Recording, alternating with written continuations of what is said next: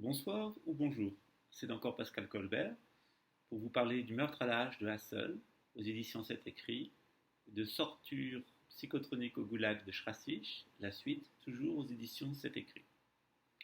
Nous avons vu dans les posts précédents que les expertises graphologiques qui soi-disant impliquaient Charles-Édouard Comets étaient sujettes à caution car elles avaient fait l'objet de manipulations par le commissaire principal Christian K de la police judiciaire de Luxembourg. Nous avons vu également que les expertises graphologiques désignaient à 90% Norbert K, le frère de Camille, comme l'auteur de l'insulte pédophile. Nous avons vu encore que, toujours l'expertise graphologique, impliquait Julien K, le frère de Camille, au point que l'expert avait demandé un complément d'analyse afin d'en avoir le cœur net. Un élément doit être apporté ici. Maître Marc Knaff, qui était l'avocat de Charles-Édouard C. en première instance, a rapporté et a pris une photo du commissaire principal Christian K. et de l'expert graphologue commis par le juge d'instruction avant les audiences de la 13e chambre criminelle, dans un bistrot, en train de boire une bière ensemble. A donc été souligné les liens anormaux entre les experts, en l'espèce l'expert graphologue, et le commissaire principal Christian K, voire les autres enquêteurs. À juste titre, d'aucuns ont pu penser qu'il n'y avait pas de garantie d'indépendance de l'expertise et que le commissaire en question avait pu influer sur son partenaire expert. La déontologie policière et la déontologie de l'expertise n'avaient donc pas été respectées par les intéressés. Nous avons vu également d'autres éléments qui sont assez importants, comme le fait que la personne qui a porté les coups de hache, si ce sont bien ces coups de hache qui ont provoqué la mort, car nous n'en avons pas la certitude scientifique, ont pu être donnés par une femme ou un homme de petit gabarit, c'est-à-dire également un vieillard. Donc, premier élément, nous avons une expertise graphologique qui implique à 90% Norbert K et qui implique Julien Colbert, bien qu'un complément d'analyse soit demandé, mais il n'ait pas été accepté par les deux juges d'instruction. Nous avons une indication qu'un vieillard aurait pu commettre les faits, c'est-à-dire soit une femme, soit un homme de petit gabarit, mais un vieillard entre aussi dans la catégorie. Ces deux éléments sont très importants. Il faut savoir que Julien K et Norbert K étaient sur la scène du soi-disant ou prétendu crime. Ont sans doute et peut-être été les dernières personnes à voir Camille vivant. Il faut également savoir que Julien K avait un mobile, notamment un mobile financier. Et d'autre part, un certain nombre d'autres éléments ont été rapportés par des témoins qui mettent en cause le comportement de Julien Colbert vis-à-vis de Camille Colbert avant sa mort et également qui mettent en cause son comportement à mon égard. Ces éléments diffus dans un état de droit vaudraient une mise en examen, voire une incarcération à titre préventif ou une inculpation aboutissant à un procès des frères Colbert. Ça n'est pas le cas à Luxembourg. On peut l'expliquer de différentes façons, notamment que les juges d'instruction qui se sont trompés au cours de cette enquête sont toujours aux manœuvres et qu'il aurait peut-être été judicieux de confier les dossiers à un autre juge d'instruction et de révoquer le juge d'instruction directeur Ernest N, qui en l'espèce assume lui seul l'entière responsabilité du fiasco judiciaire dans lequel il a entraîné la 13e chambre criminelle de Luxembourg. J'ai également indiqué que Jérémy Blanche-Manche avait passé de nombreux appels avec Camille et que leur durée, nous ont dit les experts, était incompatible avec des menaces. Il a été rapporté indûment par Julien Colbert et par son avocat que je me serais désintéressé de Camille. J'ai prouvé que c'était faux, car 7 personnes ont indiqué que j'ai continué à assister Camille et à lui venir en aide. 7 personnes en plus de Jérémy B. et d'autres personnes de mon entourage, comme Maggie B. Il a été aussi rapporté que je n'avais jamais mis la pression financière sur Camille Colbert et je vais maintenant m'en expliquer. On a essayé, en tout cas la police judiciaire a essayé de faire croire que le mobile de Pascal Colbert, donc prétendu goût sataniste, était une vengeance gothique à laquelle il se serait prêté pour une raison obscure en venant de Normandie. Et ça n'a pas très bien été expliqué parce qu'on n'est pas allé jusqu'au procès sur cette thématique-là. Lorsque cette thématique a échoué, le commissaire principal, Christian Kiefer, toujours dans cette thématique, c'est Pascal Colbert, est parti sur l'idée qu'un meurtre avait été commandité. Et à ce moment-là, on est passé du gourou sataniste au gigolo canadien, c'est-à-dire puisque le terme a été utilisé, le petit salopard de gigolo qui, pour s'enrichir et financer ses rêves au Canada, allait tuer le pauvre et généreux Camille Colbert. Il faut savoir que le projet de Jérémy Blanche-Mange d'aller soit à La Réunion, soit au Canada pour ouvrir un hôtel-restaurant respectivement à Bed and Breakfast était antérieur à notre rencontre. D'autre part, il a été prouvé par l'enquête que Jérémy Blanche-Mange disposait d'un capital de 550 000 euros minimum et d'un passif de 145 000 euros. En foi de quoi, il lui restait environ, et certainement plus que 300 000 euros pour mener à bien un investissement au Canada qui était inférieur à 170 000 euros. Tous les faits ont été prouvés. Donc le mobile du crime crapuleux, du gigolo canadien ne tenait plus, et tous les éléments factuels sont là dans le dossier. Comment Maître Seyss peut-il affirmer que j'aurais mis la pression à Camille Colbert pour avoir de l'argent? Aucun témoin dit que j'aurais mis la pression à Camille Colbert.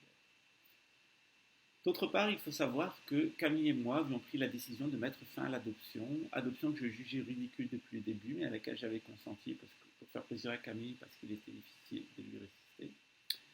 Donc pour mettre fin à cette adoption, il fallait une faute de l'adoptant.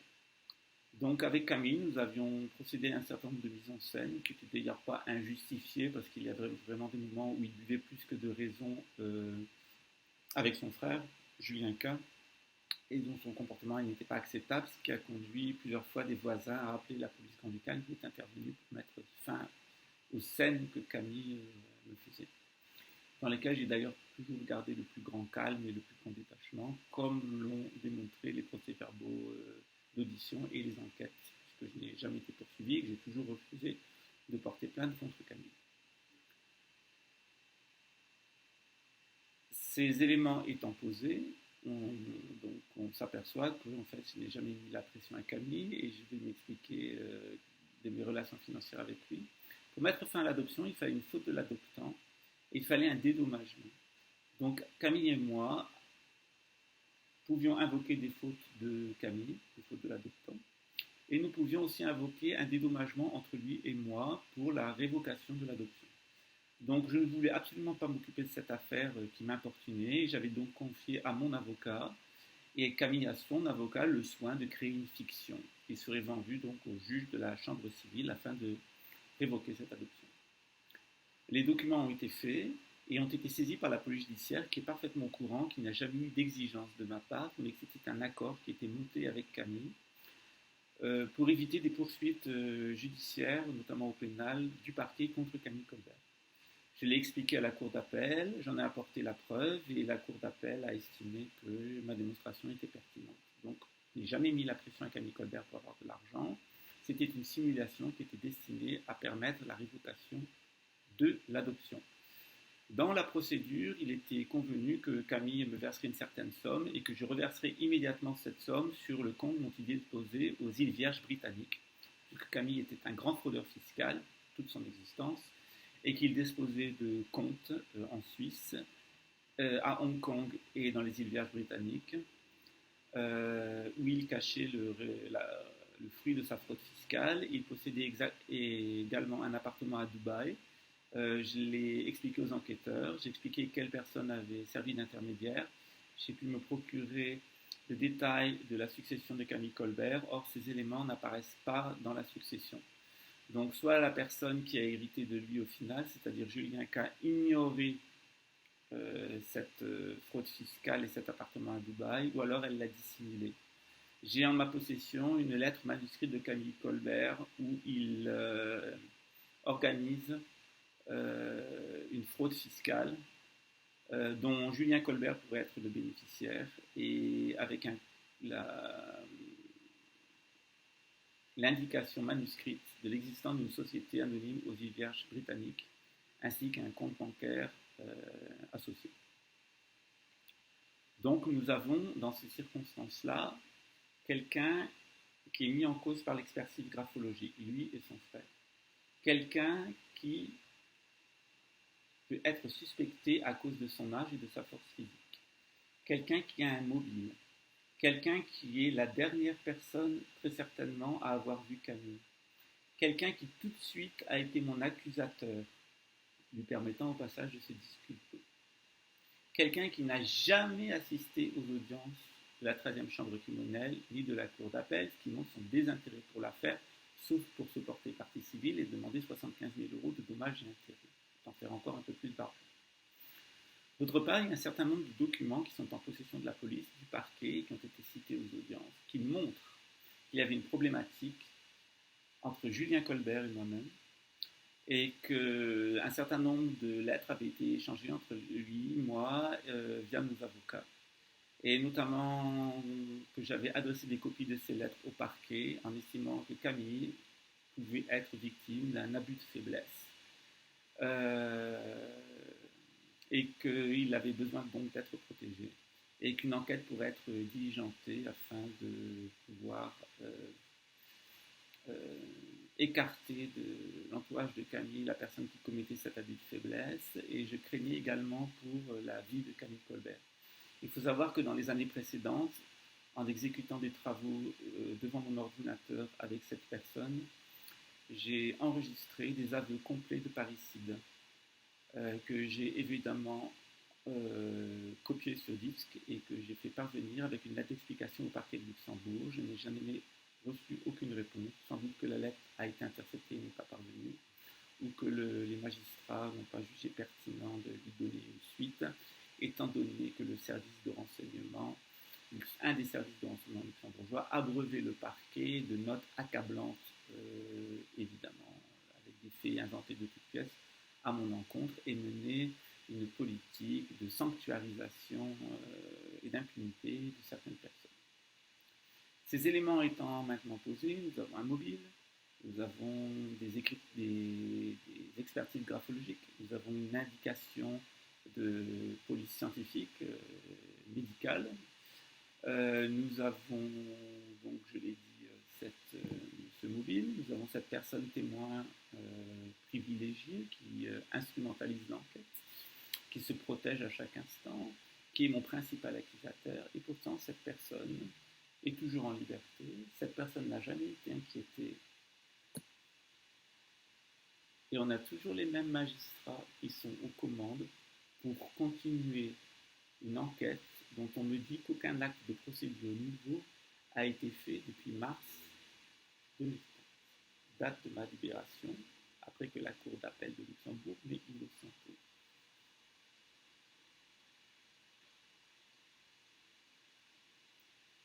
Qu'est-ce que vous en pensez, vous?